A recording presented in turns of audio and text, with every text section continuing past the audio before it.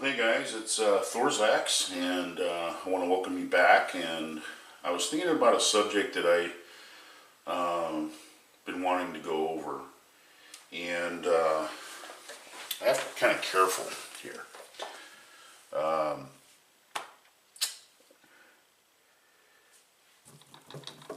We categorize cast bullets for the most part, when we first start using them for reloading, that somehow or another they're kind of inferior to jacketed bullets, and nothing can be further from the truth. This bullet right here, let's see that right there. Okay, that's this is the Henley and Gibbs 63. And this is a 185 grain semi-wide cutter. This is commercially made. I used to buy these from a friend of mine that had a casting outfit with a Magnum machine and all that stuff, and he used to crack me a deal on it. But I'm going to tell you what, those bullets right there, this bullet, this exact bullet, I mean, at the national matches at Camp Perry, this is what guys shoot, this exact same bullet, and they set national records with them. I mean, this right here is its bigger brother. This is the Henley and Gibbs 68. This is the Lee casting, and as you can see, same exact design. These are both Henley and Gibbs designs. Very accurate.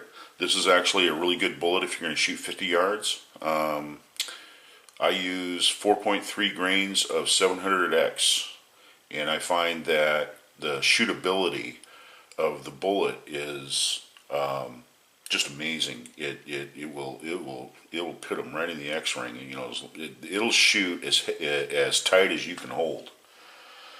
So anyway, with that. What I wanted to go across here is that your marksmanship skills, okay? We're all at different levels in the way of our marksmanship skills, and what I'm trying to provide right here is a little bit of insight, that where you can have a starting point for improving your marksmanship skills. Now, when I first bought the Beretta, I went out and I sandbagged it, and I went and shot it, and made sure that it got a good idea where it was printing on the paper and all that. And I evaluated how it shot, the 120 grain Lee. Now I already shot the 120 grain Lee out of my 5906, and like I said, it shoots low at 25 yards because of the sights that are on the gun and the type of gun that it is. That's why I bought the Beretta. And eventually I'll get an adjustable sight put on the Beretta. But the main thing is that whether you're using a two-handed hold or you're using a one-handed hold, the main thing is to hold the pistol as though you're shooting it. You're not resting on a bench or anything like that, but zero in and practice your marksmanship skills that way. And it's just the way it is. You get yourself a full-size target, full-size piece of paper, and you fire your groups. Now, I don't know if you guys remember or not, but I shot a 98 4X. I had 2 shots out here on the 9 ring, and the rest of them were 10s and X's. I think I got 4 X's, and then there were a couple out here on the 10 ring, 1 high, 1 low. There was a couple in here or something like that. Anyway, it's on the video. But all things being the same, that was shot at 25 yards. Now, if I would have took this target and put it out at 50 yards and had a 50-yard repair center right here, okay, the 8 ring would have been blackened in. So even if I fired, even if that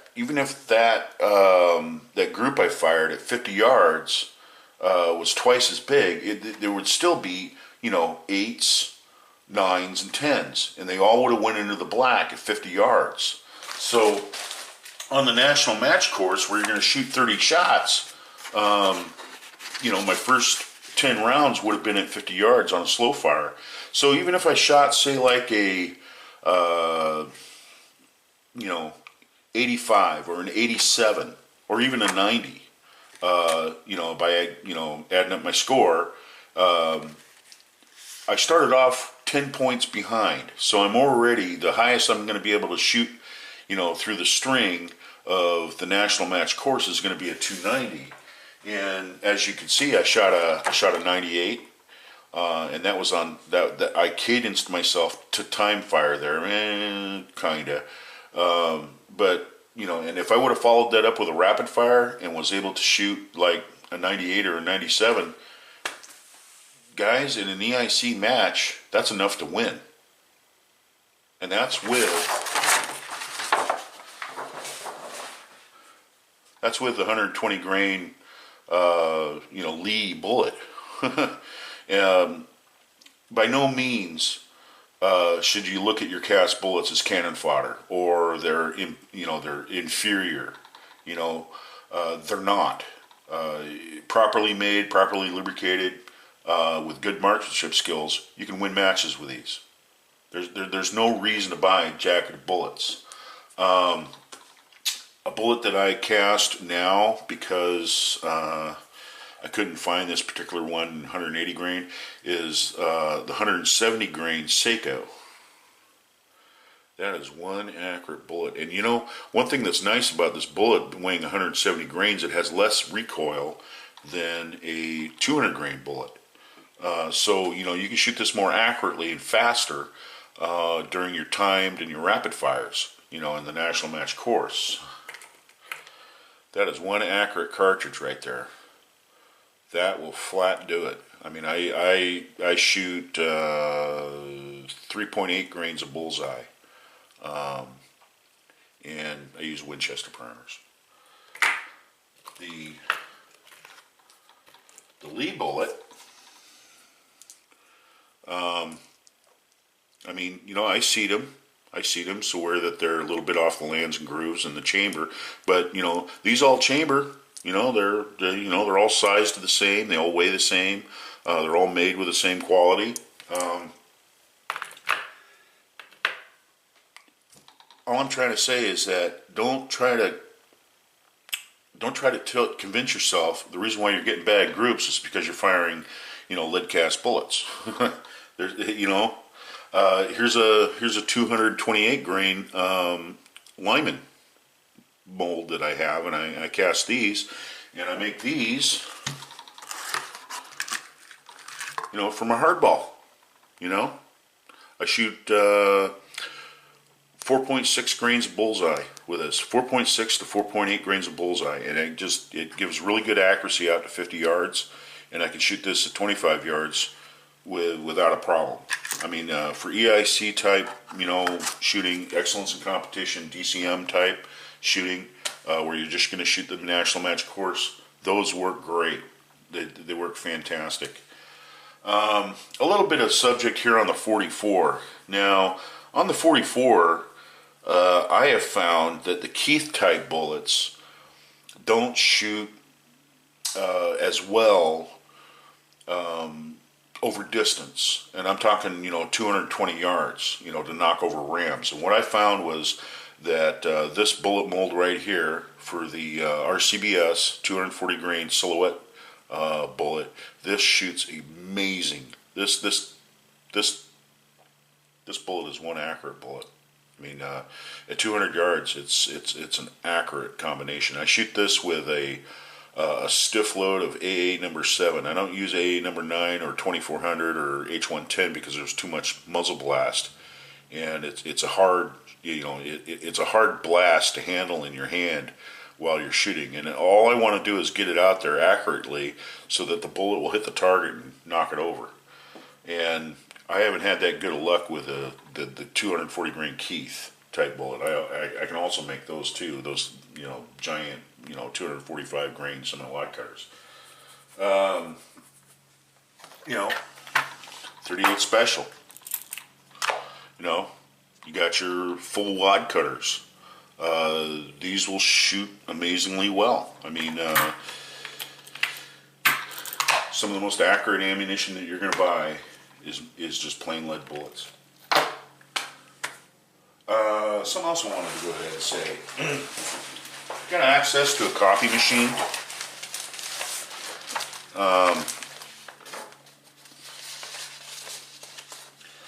Copy machines are great. I mean, you can go ahead and you can make off some copies of some chickens, and there's one of a turkey. You know, you can set these out there at ranges that you're going to fire and shoot at them. You know, with your handgun. Like turkeys are 150 meters. I mean, 150 meters with a 44 Magnum shooting at a target that big. That's you know, that's quite a feat, dude.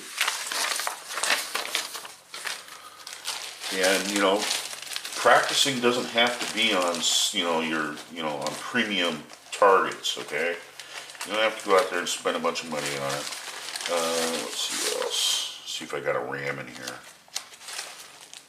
I think my RAMs are all in a different deal.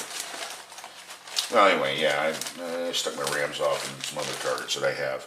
But, you know, even something like this, you know, take your 22 long rifle, bolt action rifle, and set this out there, 150 yards and try to shoot at it with a 22. I mean, same way with chickens. Try these smaller chickens at offhand at 25 yards. You know, just holding the gun, unsupported, you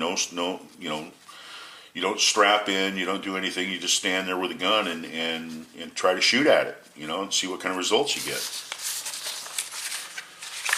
I'm gonna have to find my pigs and my rams. So anyway, that's kind of where I was going with that. Some guys out there, they also shoot at these shoot and sees. And the one thing that I found out about these is that they will direct your attention to look at the target rather than looking at your sights. And I don't want to look at my target. I want to see the blur out there in my forevision, but I want my vision to be crystal clear on that front sight. And so when I'm squeezing the trigger off and I see the sight alignment, it really doesn't matter where they're landing in here, because that's more of like moving the group with the sight after that. Because if you do everything the same way and you hold in the same place every time, that group is going to fire into a certain area, and with adjustable sights you just move the group over to where you want the bullets to go. That's it. That's all there is to it. So like I said, I mean, if I would have went to an EIC match and fired the national match course, I mean, I would have been in there above a 280. That's winning. You can win. I mean, you can win in an EIC leg points, to get your distinguished medal. So anyway, that's kind of where I wanted to go today.